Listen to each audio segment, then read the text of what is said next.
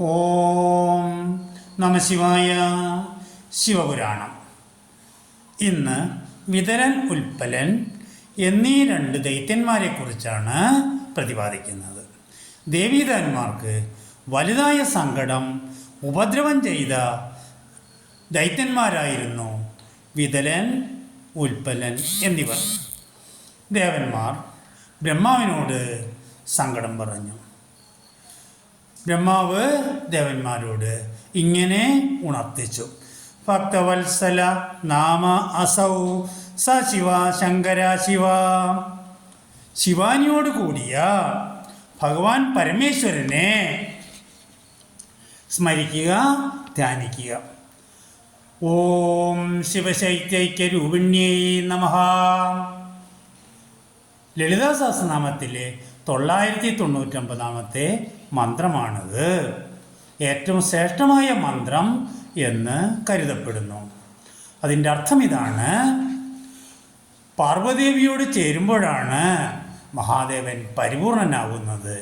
ശരിക്കും പറഞ്ഞാൽ gender equality. തുടർന്ന് ഇങ്ങനെ പറയാം: ഏകസ്മിൻ സമയേ നമ ശംഭൂർ വിജഹാര സുലീലയാം. ഒരിക്കൽ അവർ കൈലാസത്തിലെത്തി.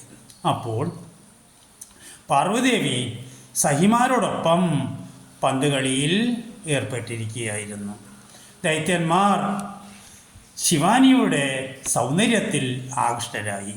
അംബികയുടെ വിയർപ്പ് തുള്ളികൾ, പട്ടുവസ്ത്രത്താൽ മറയ്ക്കപ്പെട്ട അംഗലാവണ്യം, ജഗദംബയുടെ മോഹനമായ ചലനങ്ങൾ, തലമുടിയിൽ നിന്നും താഴെ വീഴുന്ന പൂക്കൾ, അവരുടെ വർണ്ണന തുടരുകയാണ്. മാതൃവത് പരതാരേഷു. മഹാദേവിയെ മാതാവായി കാണാൻ ദൈത്യർക്കായില്ല. അവരിൽ കാമനകൾ ഉണർന്നു.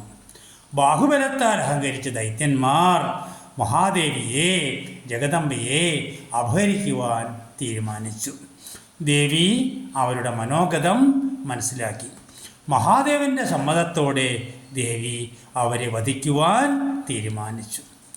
തേനൈവ കാതുകേ നാഥ യുഗപന്നീർ ജഹാദതൗ മഹാബലൗ മഹാദേവ്യ കുംഭേന സമാഹതൗ. കളിച്ചുകൊണ്ടിരിക്കുന്ന ആ കളിപ്പൊന്ത് കൊണ്ട് തന്നെ മഹാദേവി അവരെ വധിച്ചു. സ്ത്രീ അബലയല്ല. അവൾക്ക് സന്ദർഭത്തിനൊത്ത് ദുർഗയാകാൻ, സംഹാരമൂർത്തിയാകാൻ സാധിക്കുമെന്ന് ദൈത്യവധത്തിലൂടെ ശിവാനി തെളിയിച്ചു. ആ പന്ത് കാശിയിൽ ശിവലിംഗമായി ഭവിച്ചു. ഇക്കാലത്തും ഭക്തന്മാർ സങ്കട നിവാരണത്തിനായി കന്തുകേശ്വരനെ ആരാധിക്കുന്നു. ഓം നമഃശിവായ.